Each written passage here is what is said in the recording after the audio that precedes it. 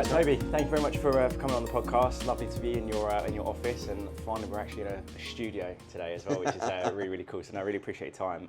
I'm really excited to get into this episode, but before we do so, for people that may or may not know who you are, your background, what you do, just give us a bit of an intro. Yeah, look, well, first and foremost, thanks so much for coming over here. I know it's usually in the comfort of your own home, so for you to pack up and come into London is great, and lovely to have you in the studio. Also weird to be on the I the podcast for a change on that. So, yeah, I'm Toby Babb. I am 26 years deep into recruitment now. I love the industry. I've sort of bumped into it, as most people do, in 1999 it was, just about before it turned into the millennium, which ages me a lot, and I know at the back of it. But it managed to find a job in it was S3 at the time, and I loved it immediately. Just the whole invigoration, the ability to influence, the ability to sort of move yourself further forward, the progression. Loved it. 8.5 years there. Went to another PLC for a couple of years after that. Learned a completely different way of doing the job. And 16 years ago, wanted to do something a little bit different. Probably bring the best of both of those companies together. Sort of very, it was all about passion and influence and sales and all that sort of stuff, compared to a much more consultative business. And I thought somewhere between the sort of iron fist and the silk glove, there was an opportunity to create something a little bit more in my sort of mould and style. And I was very lucky to have a couple of people who came along board with me at that sort of stage, who I'd known for a long time, and they were fantastic. It was 4 of us in a room, and that's where Harrington Starr started. Fast forward 16 years, we're here in London. We've got an office in Belfast, small office in Belfast, and out in New York as well, where I'm really excited about where the trend of that's going. So whistle stop tour of 26 years, but it's an industry I love. So when I'm talking to people like you about this sort of thing, it's my happy place. Yeah, love it. No, I'm really excited to get into this one. In the 16 years running Harrington Starr, one of the topics of conversation we'll talk about is how we are winning business in 2026 versus how you kind of won business back in the day. Obviously, you've had how long have you done your podcast for now? We started it in about 2018, 2019, but very sporadically. Yeah. Then the pandemic sort of said, right, we've got to completely shift about what we're doing, and we did it every single day for a while, and that was fantastic, and it sort of grew and grew and grew, and now we've been doing it we do at least one episode, but more likely 2 or 3 every single week on my podcast, FinTech Focus TV, and then Nadia, who's our Chief Customer Officer, an absolute powerhouse. She does FinTech's DEI discussions, which gives DEI discussions, which gives a slightly different version of it all. Yeah. She's done a similar number of 500 plus, 600 plus episodes. So we are a content machine, and it gives us access to some amazing people. So I absolutely love it. Yeah, amazing. Yeah, I'm buzzing to get into that because I'm relatively early on. Like I think I've done 80 plus episodes now. So certainly in the 1% of the podcasts that are out there. And as before we started recording, I said to you that I did a podcast before, and the research I did when I first started looking into them is that I think 30% of podcasts make it past 10 episodes and 1% of podcasts make it past 30 episodes. Yeah. So I think we'll talk a little bit about what your strategy was for that and essentially how that's influenced your business overall. Absolutely. But talk us through your approach to winning business, because I know that when we first spoke on the phone, you were talking a lot about relationships, being customer orientated, and obviously utilising your media platform essentially to win business, build relationships. But talk us through like the difference from when you first started in recruitment, how you won business then versus how you win business now. Yeah, so it's a very night and day sort of play from where it is, but the fundamentals of it I think absolutely stay the same. So 2000 I started. There was it was a very different industry, but it was also one that wasn't half as competitive. If you think about how, depends on what numbers you read, but there's somewhere between 20 and 30,000, 40,000 recruitment companies in the UK. At that stage, no one had really heard. When I came into recruitment, it wasn't an industry I'd heard of, which just sounds crazy to say today, doesn't it? But it really wasn't a mainstream sort of industry. So what you didn't have was LinkedIn. What you didn't have was half the information on everyone who you're researching that you had beforehand, but you had the ability to get hold of everyone a lot easier. So if again, coming back to the age of me part of me, and we think about what business development was in that day, it was 100 calls a day without fail. It was picking up the phone and working through lists. It was generally, and it was stuffing envelopes of CVs and sending that out. So we used to have this bell that sirened at about 5 o'clock, and everyone would go to the back of the room where they had printed out hundreds and hundreds of CVs and cover letters, And that was your mail shots, effectively, that you would stuff the envelopes with, and that would go out in its droves. So you think about the cost of running a business today, the cost of franking and stamps and everything that we had at that sort of stage was enormous. But everyone would go to the back of it, and I would send out 4 good candidates to a postcode area of where I was chosen. It was quite narrow in terms of what we were doing, specific around where we go. And you build up the list and send out these physical letters to people. And then you follow up with everyone you could and get hold of and try and convert them. So it wasn't like an email and send it over and catch it back up. It was all done through post at that sort of stage. And then it eventually sort of like morphed over the next couple of years into email and became easy. But that's where we went. And then once you'd had those people and you got hold of them, sometimes people would phone in and say, right, you've been sending me these 4 CVs over the last 6 weeks. I'd like to see all of them. And that's where you get your jobs from. But we would do it, and the more prolific you would get, it's the same thing now. The harder you shake a tree, the more apples are going to fall off it. And I still believe that that's the fundamentals of business development. And when people say, right, I just do it here and I'm all inbound or I'm all this, I think it's a multi-channel sort of element to it. So I would have sending out my CVs, I'd have following up those emails, I'd have my follow-ups to the relationships I've built, and then I'd chase leads. And we used to have 10 leads every single day, speak to candidates, see where they're going and chase those leads up. And that was pretty much even in those first couple of years, it really wasn't get out the office and meet people. It was very much a sort of telesales based job. And if we were going out in meetings, it was seen as you're away from your desk, you're losing time. It was bang, bang, bang, pace, pace, pace. I loved it. It was exhilarating. And again, people would say mail shots don't work for me. I've got to do something different. Realistically, they'd work if they did twice as many. And I was very disciplined about making sure I did twice as many and managed to do quite well off the back of that. So that was the fundamentals of business development at that stage. Those sort of 4 wheels of keeping in touch with people, chasing up a list, going product first and sending good people out the door, following up on leads and knowing where things are. That's where it went, and you didn't have an awful lot of other stuff around it. Fundamentally, fast forward 26 years, if you're doing that stuff and you're doing it well with slight amendments to it, you're not stuffing envelopes anymore, but you're putting good CVs out to targeted, relevant people, and you're following those things up, and you're trying to get hold of people. Not as easy as it was in those days to make 100 calls and get hold of 100 people, but still doing that, following up on people, looking at leads, seeing where people are, seeing who's hiring, building up your network. There's not a massive amount of difference between that sort of stuff, and if you follow that thing with discipline, you'll do well. If you can add various bits and pieces into it to create inbound alongside that, I think you can do even better. Yeah, no, 100%.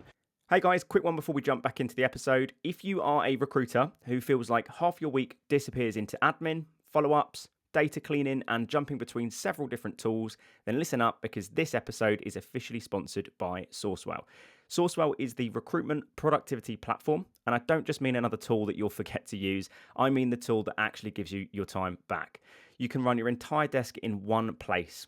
Outreach, sourcing, data enrichment, multi-step email and LinkedIn sequences, inbox management, and even call notes. It's all there, synced, automated, and according to their stats, recruiters using Sourcewell see 56% higher response rates, double the pipeline, and approximately save around 8 hours of admin every single week. If you're like me, admin as a recruiter is the devil, and this productivity platform really helps you save a load of time. So reach out to Sourcewell, go to sourcewell.com. It's a fantastic platform. I've used it myself. I really believe in it, and I'm super grateful for them sponsoring the podcast. Let's get back into the episode.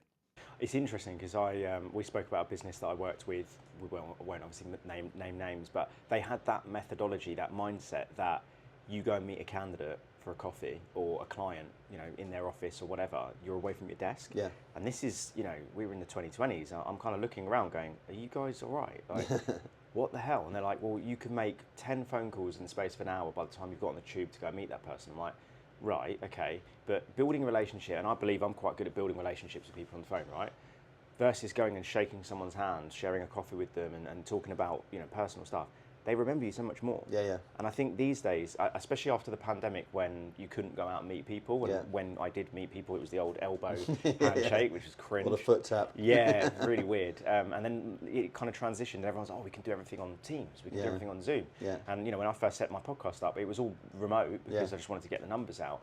And then I shortly thereafter realised that actually, there's a lot more potency to it, to going and meeting someone, travelling into their office, taking the time out. And like you said at the start, if you had a client that says, I'll come to your office, or a candidate says, I'm going to come to your office, or a client's perspective of a recruiter going out of their way to go and meet them in person, brings so much more weight than just someone spamming the phone. Yeah, you know absolutely agree. Absolutely agree. Oh, look, I think there's to counterbalance everything that we're talking about there. There's a lot of UK businesses that are focused very specifically on the US at the moment. Yeah. And look, I've just come back from we've had physical people on the ground out there. And it's fantastic. Yeah. I've just been out there for a week, a couple of weeks ago. I did 36 physical meetings in the space of 4.5 days. So it's everywhere from morning till night, meeting loads, and I found it massively exhilarating. I'm 26 years into an industry, and I came back just buzzing from the contact of it all. Yeah. I was out last night till 10 o'clock with a client. One of our clients did a client summit for all their people. So there's loads of people I know. I'm at an event all day Thursday where we're doing FinTech focused TVs with people at the event all day. It will be a full day of meeting hundreds of people all the way through that day as well. I love personally the physical nature of being in front of people and building those relationships, and I've got decades of being around people and now having, coming back to it and building long-lasting friendships. It makes my job better for it. It also means that I'm relatively well known in the niche that I'm in, which means then a lot of people will come to me and know me before I've met them. But I also recognise there's some people who do very, very well from not doing that side of things because it's not necessarily their personality, and they can still be outstanding recruitment consultants and outstanding business developers without necessarily taking that thing. So I think it becomes, I think everything that we talk about, without wishing to sit on the fence, is about working out the preference and skill set of the individual doing it. And I think sometimes as an industry we're very good at blanket covering everyone, saying this is how you do business development. This is how you should go about it. Look at that person who's a top biller. That's how you need to do it as well. Yeah. And it's not the same skill set. There are people there who've got, I've worked with some amazing people over the years who've been absolutely incredible performers. And I look at the traits which say, right, are they all the same? And they're wildly different. Wildly different in terms of how they do the job, in terms of what their skills are, in terms of when they do it. There are people there who'll be thinkers and analytical and much more reserved in how they go through it, and just really good at finding good people and absolutely recognising, qualifying what people want. There'll be people there who are brilliant at the more charismatic, out there sort of piece of the job, and seeing people and meeting people and taking that further forward. There's people there who are just absolute machines. One of the best people I ever worked with, many years ago, was just an absolute machine in terms of where he did. And I don't think he was the best salesperson in the universe, but he was just relentless. And so you can go through it there. A relentless person is very different from a thinker. A thinker is very different from the sort of more Barnum and Bailey, out there salesperson, etc., etc. All of them have got a place. Yeah. And not all of them will win business in the same way. So I think it makes it difficult to say, right, here's the blueprint. Yeah, no, I agree with you. I have this thing when I first meet a company and they sit there and say, I want you to come in and just teach our guys how to win business. And I always say to them, like, let me do a bit of a diagnostic first, because as to your point, I say this to everyone, you're going to have some people in your business that are, I use the 4-colour personality profiles if you're familiar, right? So you're going to have some blue personalities and yellow, some red, and maybe some green. Yeah. If you've got a red person, you put them in front of a company face to face, they're going to be super direct. And some people like that, but sometimes they're just going to be bish, bash, bosh, done. You're going to get these analytical people that just want to know every single bit of information, and they'll get paralysed by analysis, right? And then you've got the yellow people. As a recruiter, I was a very yellow, like, we'd be talking about our dogs for the first half an hour and go, wow, we've only got half an hour, let's talk about recruitment. It's about understanding their personality profile. And also, I work with a lot of solo founders now, and when they sit there and say, give me a blueprint, Charles, I'm like, well, I can't, because there's so many ways to skin a cat. Granted, there is the traditional ways of doing things that, gathering leads, building relationships, but what are your actual, like, inherent strengths? Like, what is something that you're naturally good at? There are some people I work with that they go, oh, I haven't built a Sourcewell campaign, or I haven't built out an email marketing campaign. Let's just put something together. What do you reckon? You look at it and you go, fucking hell, that's incredible. That's absolutely incredible. And then the next person, you look at the email and you go, my 7-month-old daughter could do better. Like, that is dreadful. So then when I work with those types of people, I'm like, the people that aren't very good at putting together email campaigns and stuff, but they get on the phone and they just even if the person just doesn't want to speak to them, they're on the phone with them for 5-10 minutes, they booked a meeting, right? Yeah. So I go, right, let's triple down on that. Let's triple down on the fact that you are charismatic, that you ask brilliant questions, you're naturally curious, and let's get gradually 1-2% better on the email campaigns and the admin and all that type of stuff. The people that are really good at, and there are going to be some old school salespeople that go like, no, just be on the phones, but the people that are really good at the email campaigns and the spec outs, they're still all right on the phone, but like if they're getting business from that angle, triple down on it.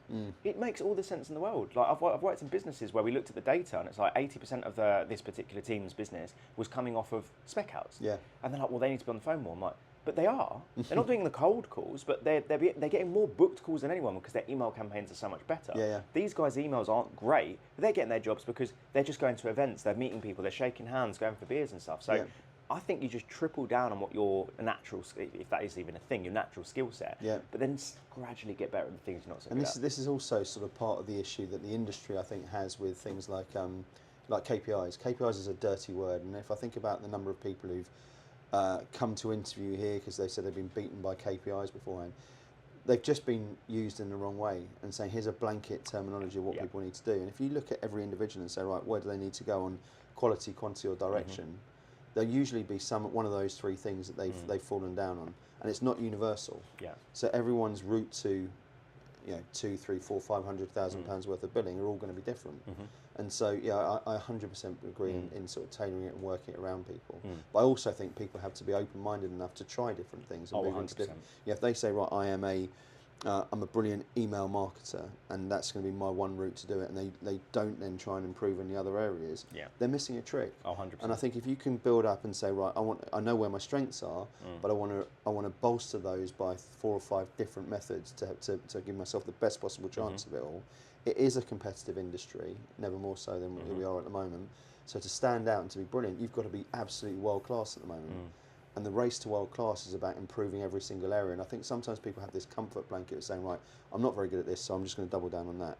And actually, if they can improve that alongside it and really play to their strengths in another area, I think that's where elite performance sits. Yeah, 100%. And that's why I say to people, like, I'm not saying just triple down on it. To your point, you are gradually getting better at that thing so that eventually, even if that thing's currently sat on 5-6%, you want to get that up to 30, 40, 50%.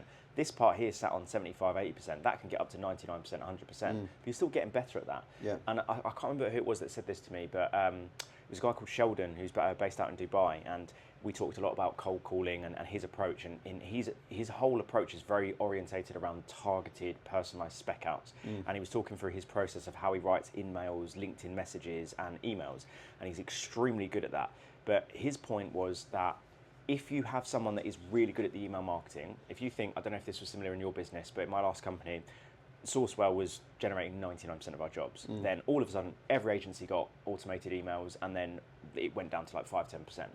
But the reality is that unfortunately, we were so reliant on that their skill set when it came to just, there's a number there, let's call them, was so bad that they were unable to pull jobs. So this guy Sheldon was like, that's why you should improve on that part, because if that stops working, then at least you know you have a few different avenues to go down. Absolutely. If you are a recruiter or a recruitment business owner and you are wondering, how do I elevate my skills in recruitment? How do I help my team improve their BD practices? Is my strategy working? Why are people not picking up the phone? Why am I not able to pick up the phone and be confident in selling? Why am I not able to get more clients on exclusive, sell my first retainer, get higher fees? Why am I struggling to convert clients from an initial cold call, or maybe I'm not even getting clients on the phone? Like, if you're struggling with any of those types of things, the short answer is there's no like silver bullet for this type of stuff, but that is ultimately exactly what I do. I help recruiters and recruitment business owners specifically with recruitment, business development, performance coaching. So if that is something that you are potentially open to, all my details are below here. You should definitely follow me on LinkedIn, message me there. Always happy to help. And first time we speak, I'm not going to charge a penny. Ultimately, this podcast, I want to help people, right? So if you are interested, reach out to me and let's talk. Any dinners and coffees, and then eventually, after like 3 months, I just had this pipeline of companies that said, "Oh, we're going to be hiring," and people calling me back saying, "Oh, we spoke a couple of months ago. I've got this role," and it was like, "Oh, so you're just doing everything long term?" I was like, "Pretty much, yeah." And I was fortunate that the space of 4 years of doing that, I didn't have any issues, right? Yeah. As soon as 2020 hit, all of my jobs die because pandemic and they're like, right, hiring freeze, and Yeah. everyone went on furlough. And then I come back and I couldn't rely on the long-term strategy because I had to get jobs on now.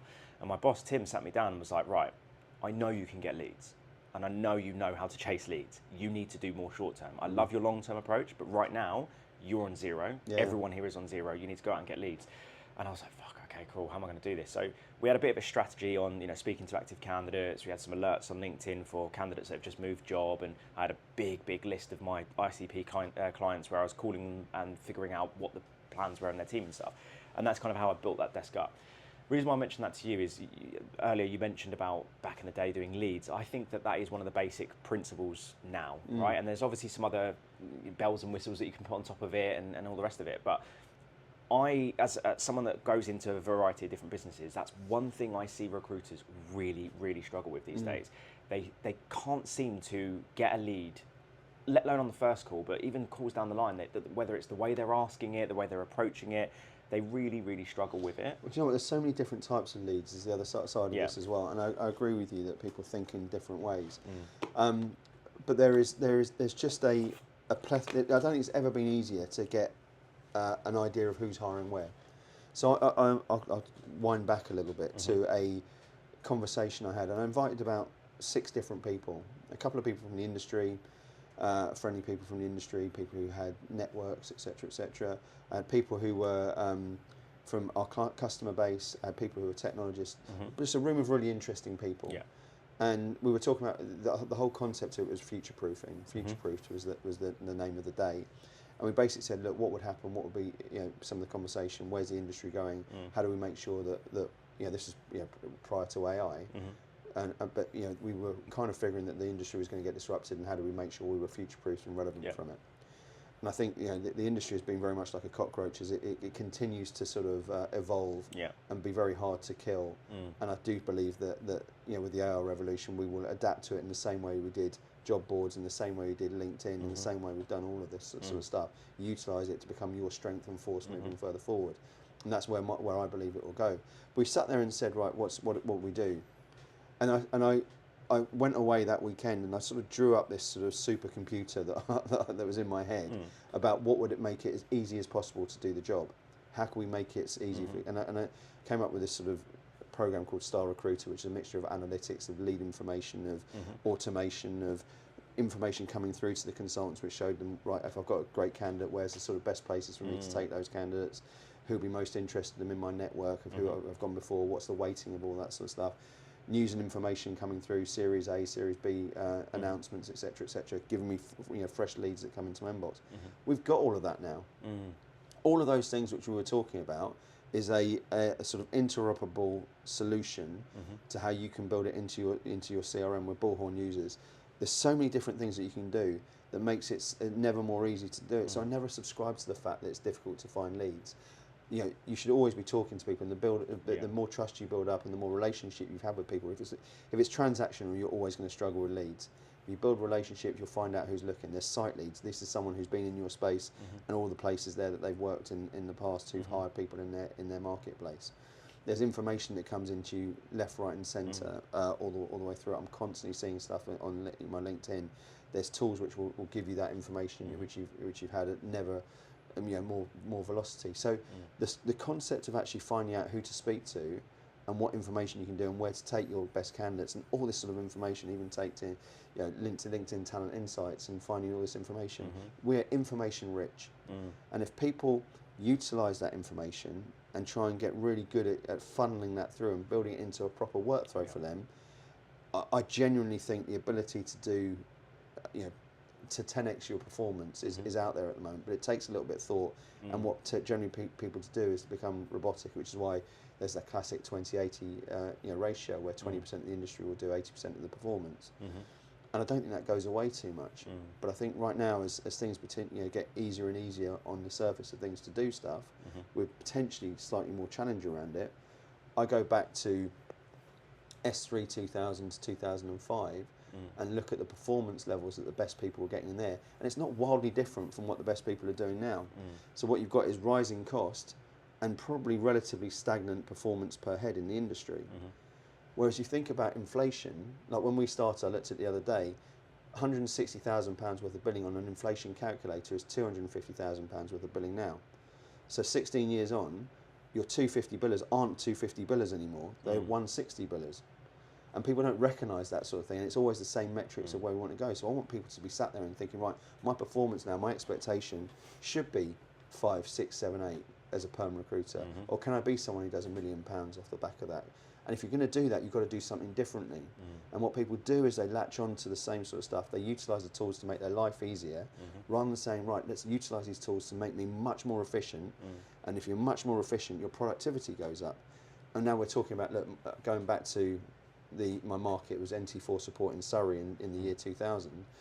That was a £4,500 average placement fee. Now our average placement fees are £20,000 plus. And that's an opportunity for people to be doing 240 grand by doing one deal a month. That's a phenomenal opportunity, but people get to it and say, right, 240, I can earn some decent money off the back of that.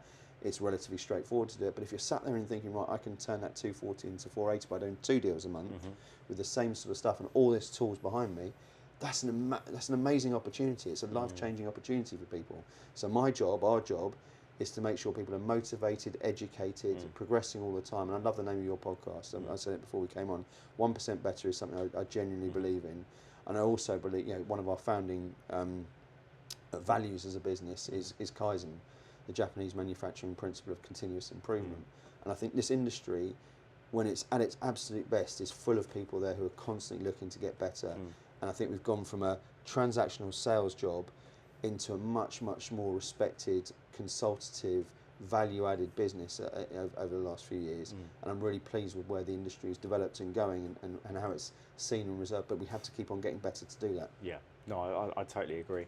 I look back at some of the best billers that I've ever worked with, and even if they weren't super into their personal development, they were always getting better. And what I mean by that is they might not necessarily be listening to Huberman Lab on the way home or, reading like Mindset or whatever, but what they are doing is they're staying late and they're looking through their email campaigns and going, why is my reply rate only 15%? Yeah. They're looking at their call to pickup ratio, they're looking at their offer to placement ratio, and they're analysing everything with a fine-tuned comb, and they're going, what could I have done better? They get off of each phone call, and I've seen some really, really respected billers listen back to their phone calls, and you're like, what are you doing? It's like, I didn't close that right. I should have asked that question. Right, Yeah, okay, they make a note.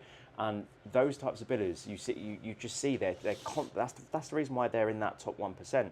And they're so competitive that I remember working with this guy, Dom, where I was the top biller in 2021.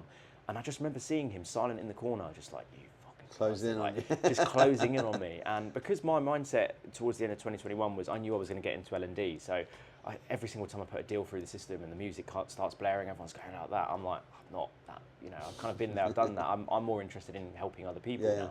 And he was just sat there, just analysing his calls, looking through his emails and going, right, like, as soon as I left at like 5:30 to go to my Thai boxing class, he was there until 8 p.m. at night. And I'm thinking, yeah, like, fair play. Because I was like that back in, the year or two before that. I was exactly that type of guy. Like, I did not want to leave the office. I wanted to be the last one in the office, first one in. That's the kind of the mindset you want to have when you're kind of working your way through it or want to maintain that sort of level. But no, I totally agree with everything you were saying there.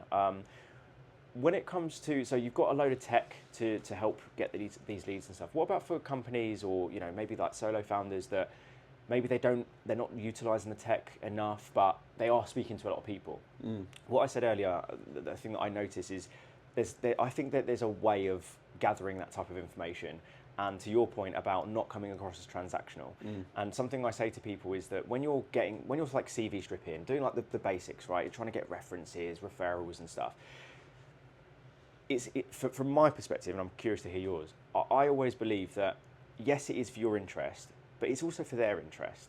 If I'm getting a lead, let's say, like an interview lead, I'm trying to ask them where they're interviewing, right? If you just flat out, early on in a conversation and go, so Toby, whereabouts are you interviewing right now? And the candidate goes, we've just started speaking, I don't really feel comfortable. It's quite difficult to then pivot that around unless you don't know how. Where I talk to recruiters, I'm like, does that sound like it's for their best interest? Yeah. No. Yeah. Then why the fuck would they tell you that? And especially if you've not given anything first, Yeah. right? It's the whole methodology of give and ask, right? Yeah. So when you're working with your guys and when you've done it yourself, when you are trying to get things like interview leads or projected offer leads, or project insight, market insight leads from people, is there a specific way that you kind of go around it, that specific lines of questioning? Like how do you kind of approach that? I mean, you touched on it perfectly when you said it at the offset of forming that sentence or what have you, is you can't ask for stuff if it's a transaction, because you'll get what you deserve off the back of that sort of thing. So people go too early and do it off a script and have no rapport with people aren't going to talk to you about it. If you've built up trust and respect and you're genuinely inquisitive and you're trying to do it and you're showcasing where you want to take them and you're showing where you can give it, you give a little bit. So I think that this company, and you show you're aware of their world. Yeah. And who the sort of companies that are out there in that marketplace are doing it, and they can say, I've already been there, or this is why I wouldn't work for that sort of thing, and saying, what about this, what about that? You have that conversation. It becomes a natural sort of play. People overthink this and get in their own head a little bit about, is there a massive tactic? It's a natural sort of process. It's exactly as you would be doing it, and you want it in any other form of your life. You want a bit of information, you give a little bit. And I love the whole, the Chris Voss sort of conversations about negotiation. Negotiation's a win-win process. And this is a negotiation. This is sales. Sales is about giving a little bit of insight to get a little bit of insight, to give a little bit to get a little bit, making sure everyone wins in the process. And if people are giving you that sort of information to you, it's to make sure that you aren't hindering their process by having another person send the same CV over to the same people who are already looking for it. Or it's about making sure that you can give insight because you've shown your expertise, that you can tell them about why it's a good, bad or ugly place to go there. People are making decisions about their livelihood, about taking a role in a place where they know nothing about, and you might know everything about that business. You might say, well, it's a great role for them. And I would be in that situation and say, look, if they've got an opportunity with somewhere else, I would tell them why I think that's a great company. But I would also say, look, here's why this one would give you a different route and why it's a good pathway. That might still be a great company for them to work for, but this is just something else which they can move further forward on. So I think when you move from being a transactor to to use the Godfather terminology, a real genuinely consigliere, someone who's there and taking people on that journey, I think that's an incredibly important thing to be and to do. And I think too many people are just there to do a tick list, to tick things off, to ask the right normal questions, to get through something and do things just by, if I do X and Y and Z continuously. Yeah. But that's where there's no art to that, there's no skill to that. And when recruitment's a mix of art and science, which I think it is, you have to be an artist in various different areas and think of it as your craft, which comes back to that 1% better piece and saying, right, how can I continuously look to unlock that? How can I make that call that much better? How can I look at those sort of bits and pieces? But it's a bit of a ramble to your actual question, which is just be normal.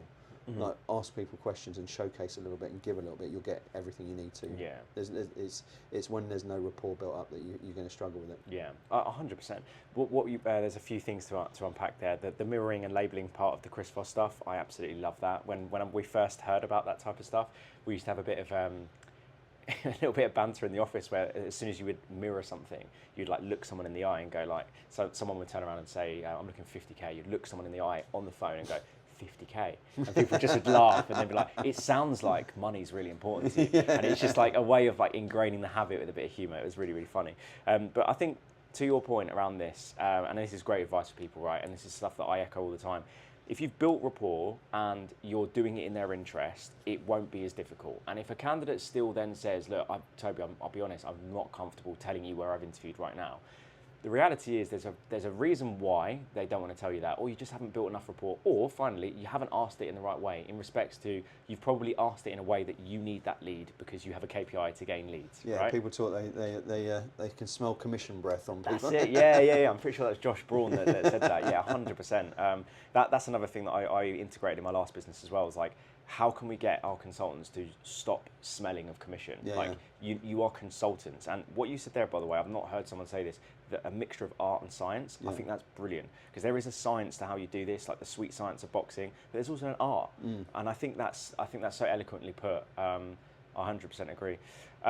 Let's talk about the podcast part then, because we talked a lot about some of the basics and stuff, but you've done over 600 episodes now, and before we started recording, you're talking about the events that you're holding and stuff, and I've worked with some businesses that host their own events or they sponsor industry events, and when I ask them questions like, how much business are you actually getting out of this, or how much easier is business development for you, and the answers I get from people are just like, honestly, I have no idea. Like people are coming to us now, and don't get me wrong, they're still doing the outbound activity, and to our conversation before, it's a lot easier because people kind of know who you are. But I still think there are a lot of businesses that they look over things like podcasts. They say things like, well, everyone's got a podcast now, who's going to want to listen to me? Or with the event stuff, they might have that archaic mindset of like, well, what's the point in doing an event? I could just sit in the office and bang out some calls. And that's fine. I think you can still do both. But talk us through the journey of your podcast and kind of what you've got out of it now. Yeah, of course. So I guess the journey of the podcast actually started when we started the company, and pods weren't necessarily a thing at that sort of stage. But I'd done 10 years by that time, and I came from a professional services family, so my dad was a lawyer, and it always bothered me. The one thing about 10 years in the recruitment industry is how people saw themselves as recruiters and how the industry saw recruiters. It was a necessary evil, which is my worst thing that anyone can talk about within it. I didn't see an awful lot of people talking about pride about their job within it all.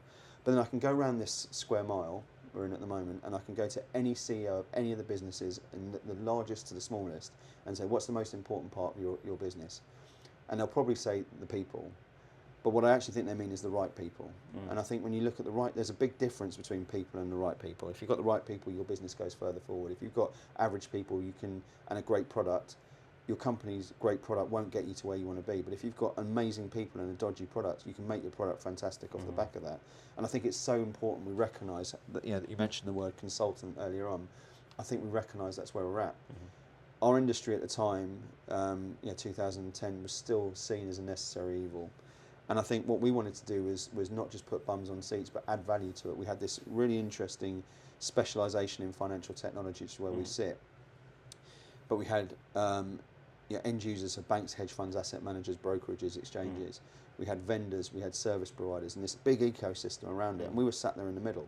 We had loads of great information that we could put people together. So we recognised that sort of stuff and wanted to be something there where we could advise and be valuable to everyone within it. So that would be information sharing. That would be telling people who are vendors about vendor selection for certain businesses.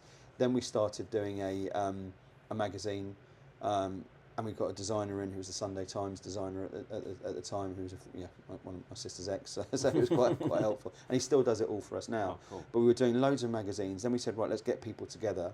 And I'd read Mark Benioff's book, at that sort of stage, Salesforce guy, and he started with a small business and got evangelists of that company, people using the product together at 20, 30 person meetups. And those people who were using the product would tell those other people about why they were great, and that then did it. And then they'd get together and they'd share war stories about why Salesforce was fantastic and it was great. This book, Beyond the Cloud, changed my whole view of everything. And it was give to give to get. And once you started doing that sort of stuff, it moved up. And then Dreamforce was the end result of Salesforce's role in that. And it used to swell the population of San Francisco by 16% when they put an event on and had like Green Day playing and all this sort of thing. So I love the whole idea of that sort of thing. We started doing events and building that sort of stuff up. And we do magazines that came out 4 times a year, user-generated content, people, helping build people's teams and brands. So that became something there where we didn't want to just be a company that grew people's teams on its own. That was the day job, and it's always been the day job. But we also wanted to help people grow their brands and their networks. And if we could do that, we could be really central to everything, become famous in the space, and have people come to us as much as then everything else around it. That sort of evolved, and we got really, we were doing, I think, more, there were people there who did events, and there were people there who did newsletters and all this sort of stuff, but we were doing it and taking it further forward, and probably overdid it at various different stages. We were doing 4 events a year, we did 16 publications in 1 year, etc., and it really launched us into the industry. We then became media partners to all the industry events, so we didn't have to pay for tickets and booths. They'd ask us to come along to the events and put it out to the database that we had and all this sort of thing. And it really meant that we became something more than just a provider to the industry, and that helped us a lot in terms of what we were doing. Then pre-pandemic, we said, right, other people are catching up with this sort of stuff. What can we do? And we went into podcasting pretty early, and it was actually at that sort of stage as videos. Yeah. And we moved it around, and we weren't particularly thorough with it. And then we really launched into it in the pandemic when everything else shut up. And then since then, we've been doing it relentlessly. I get to meet interesting, fascinating people all the time. They'll refer me to other people who I should be talking to. As I say, people know.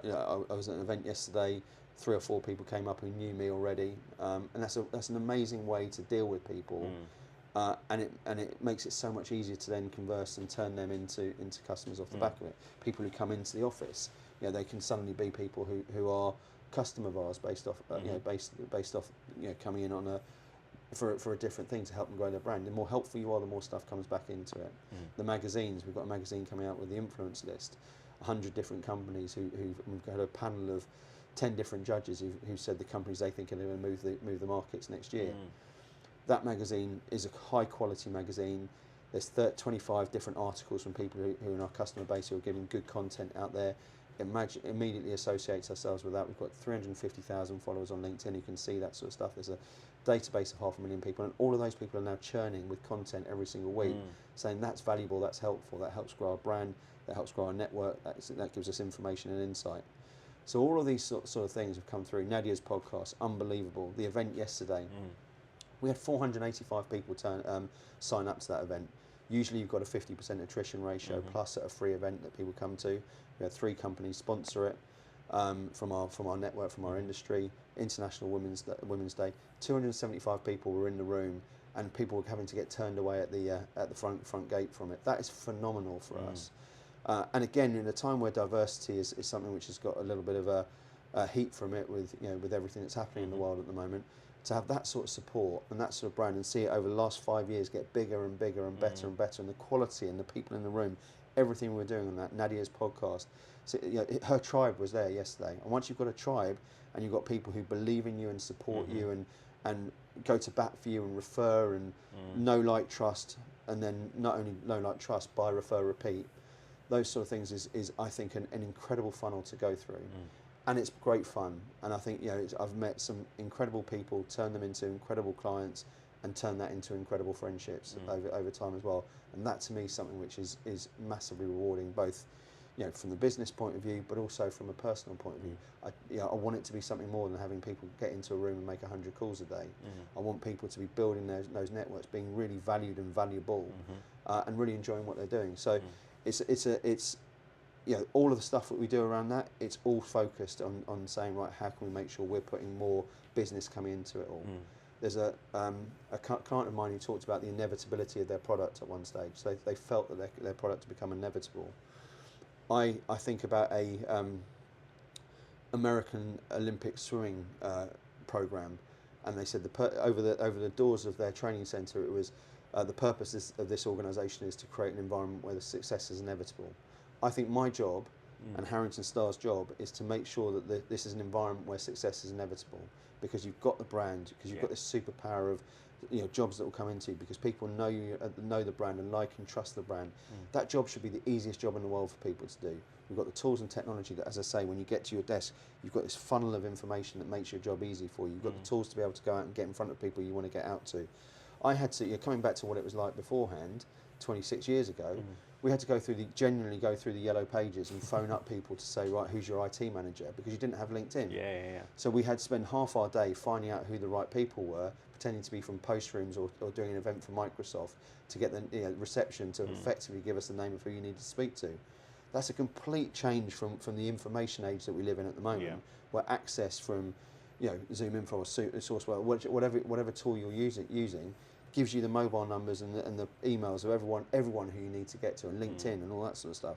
Very, very different world. So now you've just got to be really world class at adding value to everything else as well. So I know that's a ramble from where we went, but I genuinely love this stuff so much. I think it's the art form of business development and how it's evolved still has your fundamentals. I genuinely believe it is a sales-led job. But if you can get the right marketing around it and branding, and I think even coming, this gets me on another track now, but I think about the utilisation of LinkedIn. I did a post last week that had 108,000 and rising impressions on it all. That's 108,000 people who've seen Toby Babb pop up on their LinkedIn. Most of it pretty relevant on a subject that puts me as a thought leader within that sort of space. For me to make 108,000 phone calls is impossible. And most of that sort of thing is, and so the more you're known, the more you're famous in your space, the more people think, right, I need to hire. Inevitably, I'm going to go to Harrington Starr because they're the ones who constantly give me good information and good names out of it. And I think that to me is what it's all about. Oh, 100%. I think that people are massively missing a trick when they are just doing one or the other. And I get why not. You know, I get the fact that it's effort, and I get the fact you've got to work hard on it all, and it's a process and it's an investment. And you talked before about your long-term element of what you were doing when you were doing the job, and there's obvious a pressure about short-term, long-term, and as recruiters, by and large, people are short-term animals. And if they'll try something, so why doesn't everyone in my business post every single day of something valuable and have a process and are thinking about how they can add value and get 5,000 people every single day seeing their name in their inbox on LinkedIn? They don't do it because it's if it doesn't happen and there's immediate return 8 days after doing it for 8 days, then it starts to be one of the things that's jettisoned off the side of the hot air balloon. But I think the higher you go is the more stuff you're putting into it, the more effort and continuity, and it's not a sometime thing, it's an all-time thing. That requires time and effort. Investing in a podcast requires a marketing team to come into that. I know you do it all yourself, but you can do it yourself, but it requires time and effort on that. It requires a bit of kit that you've got to outlay for. It requires a discipline to be thinking about who you want to have on there, about how you want to ask your questions. To have a magazine, it's an outlay again to get people, to put that sort of stuff together. It's a time outlay. You're not necessarily asking those people who are going to be in your magazine to pay you for that sort of stuff, but that sort of thing comes back to you and comes back to you. And I can say that when I first went to some of the industry events and used to get what we call the recruitment shoulder, where you said people would be really interested in talking to you until they found out you were a recruiter. That would be a day-to-day thing at trade events. Then after having done a year's worth of events and a year's worth of magazines and adding all this sort of value into it, you'd see people sort of coming up to you and say, oh, you do this, that and the other, who you'd never met before. That was such a noticeable change that I don't think you can necessarily put it into pounds and pence and say, right, here's the ROI of that particular play, but I can categorically say that the vast majority of our business comes in now because of the relentless nature that we've had of building up that brand and building up that name and making sure that when people think of recruitment in this space, they will know who Harrington Starr is. Yeah, mate, there's so much value in what you've just said, and I think what you said towards the end there about the effort and the investment that you put in, I think that's what puts a lot of people off it, right? Especially if you're not someone that necessarily posts a lot on LinkedIn, for example. When we first started to post videos and stuff on LinkedIn, we were all pretty clueless, right? I remember our marketing manager would be in a room like this with a whiteboard and we'd write a script on there. And I remember my brother saying to me, it was just like, I can tell you're reading off the script, because I'm like this, like that. And it was just trying to get used to it. And then eventually I pull a job or get a lead off of a client and then just quickly on my desk do a video saying, I've just spoken to this AI tech company, and then it just became really, really natural. I think when it comes to a podcast, like most people I work with now and people that I have conversations with that are familiar with my podcast always say to me, we're thinking about doing a podcast. And I'm like, cool, it's great. If you've got deep pockets, then you can, you don't have to worry about the quality of the camera. You can get an editor, you can get someone to do the post for you. But, I'm always mindful, even if you do have the deepest pockets in the world, that in the early days, investing loads of money in external studios and, people to come in and edit your reels and stuff like that, you're not going to get an immediate ROI straight away. So if you can try and learn about it and incrementally get 1% better on understanding how to record and how to book guests and edit some clips and stuff, then do that. You see the continuity of where it goes. I mean, if I go back to some of the very original stuff we were doing and then see to where it is now and what we're doing, it's night and day in terms of how it comes through. But that's iterative. Yeah. And I think everyone's got to think in, going back to your 1% better thing again. If everyone thinks in an iterative process, everyone wants to go from here to there. Yes. They want to be superstars right from day dot. This is a process, this is an investment. I always say to people, they get frustrated about not being great 2-3 months into starting this job. But if you're a medic, you do not want someone to do brain surgery 3 months into training in terms of what you're doing. So we get this opportunity to earn staggering amounts of money very, very quickly in the grand scheme of things. But it's got to be about really committing to that sort of stuff. Lawyers, medics, bankers, accountants. These guys spend a lot of time getting great at what they're doing, and they've got to go through years of training. I think about EY and PwC, and I remember speaking to my sister-in-law's then boyfriend, and he got a job at a big Big 5 company. And he said he couldn't come out that weekend because he was absolutely hitting the books to do it. And so once he got the job, he was still working really hard to get his exams to be able to continue to do the job. Yeah. In recruitment, we do it and expect people to have immediate return from it all. And I think we've got to be a little bit brighter as an industry, and I think we are actually, but about wanting to see people get to become real world-class surgeons in what they do as a job. Yeah, and it takes time. A perfect example of that, my nephew's 8 years old now, and whenever he comes around my house, I do martial arts, I've been doing Thai boxing for forever, and I'll bring out the mitts or the Thai pads, and then we'll be in the garden and he'll be throwing some punches, and I'll give him a little slap and go, your hands are down, or he throws a kick and I'll push him, you're off balance. And then there's been so many times where he takes the Velcro gloves off and goes, I'm not good at this. And I'm like, you're not good at this yet. Yeah. You've never gone to a class. You've only ever trained with me a little bit. You can't expect to be world class at this right now. Yeah. It was like, but when I play Roblox, I'm really good. It's like, yeah, but you play Roblox every day. Yeah. That's why you're really good at it. Were you really good at it on day one? Well, no. And I was like, well, okay, put your gloves back on and we'll go again. And still to this day, Roblox doesn't punch in the face though, does it? True. Uncle Charlie, bash. But the amount of times where he'll throw it, and to be fair to him, like I said to my brother, he's got a talent there. He's a quite a lanky little kid for an 8-year-old. He's bigger than all of the kids, got long arms, long legs. I was like, you've got the body for it, and he's got power. Like I remember one time he was joking around, he socked me in the face. I was like, wow. And like I should have been angry, but I was proud. I was like, that's incredible. But like he thinks that he needs to be an expert from day dot, and we've only had a few training sessions, and I'm like, no, you have to put the reps in, and then because I do the reps is a massive way. Exactly. And I take this camera. Before my knee injury, I used to take the camera into the class and record my sparring sessions, and all the guys I trained with are 15 to 19 years old, so they're a lot younger. But I'd say to them, like, I'm putting this on YouTube, on my personal YouTube channel, and I want you to go back and watch your footage. It will be cringe. It's the same thing in recruitment. I tell people, listen to your calls, right? It's going to be cringe. You're going to look at it and you're going to see me, who's been doing it. I'm 32 now. I've been doing this as long as you've been alive, right? So I'm obviously going to be better than you. But you're going to notice the certain things that you've done where you've got me, where you've swept me on the floor, where you've socked me in the nose or whatever. Go and watch this and soak it in and learn from it and get those reps in. And I remember showing my nephew the videos because he wants to edit videos, and we use ChatGPT to create video comic books and stuff and all the rest of it. And he's watching these videos and he's just like, oh my God, you're so good. And I was like, do you want to see some videos of me when I was like 10, 11 years old? And he's like, all right.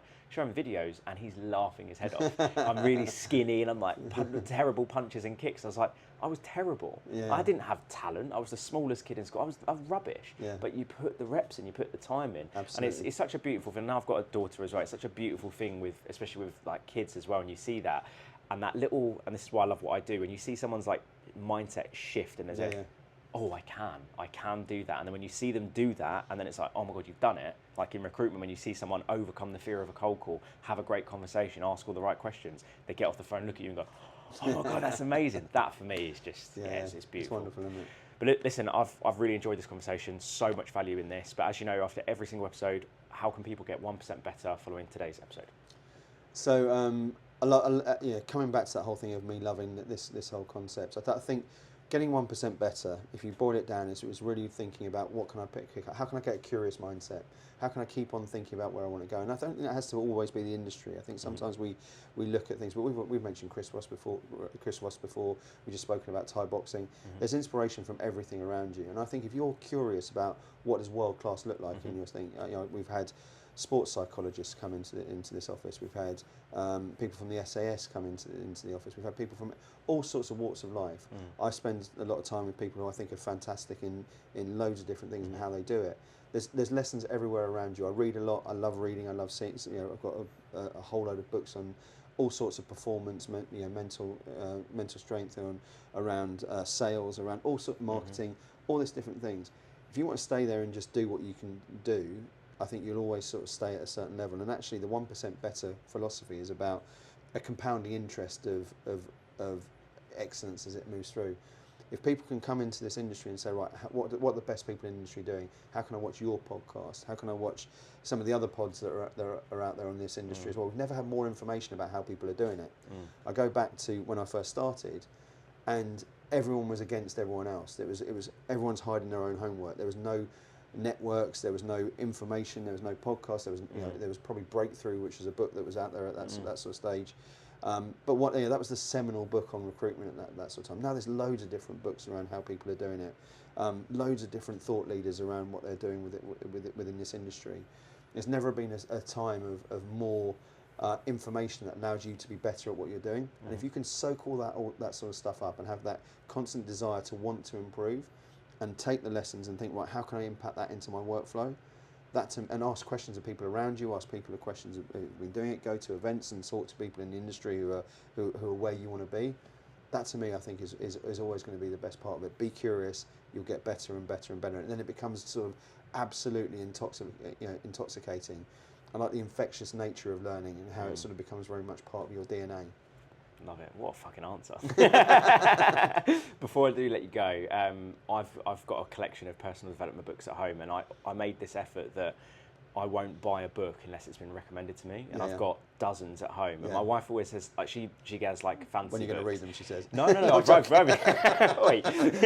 She reads fancy books, but then she'll finish it and then she'll sell it on like Vintage or whatever it is. And she looks in my office and she sees all these books and she's like, "Why don't you sell them?" Yeah. I'm like, "But what you don't realise, sometimes I'll be Go like, back to them, I just open a book and I'll just go through a chapter and read a page and go, oh, I forgot about that." Yeah. Like, that's why I keep those types of books. You mentioned about personal or like performance books. I'm in the market right now to like buy another book or an audio book or something. What's like your favourite like high performance type of book? So I'm reading one of the most seminal ones, I think, which I go back to. I've read it physically twice, and now I'm listening to it again on audio book at the moment. I'm just walking into it and out the office, and I think it's the only book which I've read which we'll have read 3 times now, which is Jim Collins' Good to Great. I don't know if you've ever read it, No. but it's just a phenomenal piece about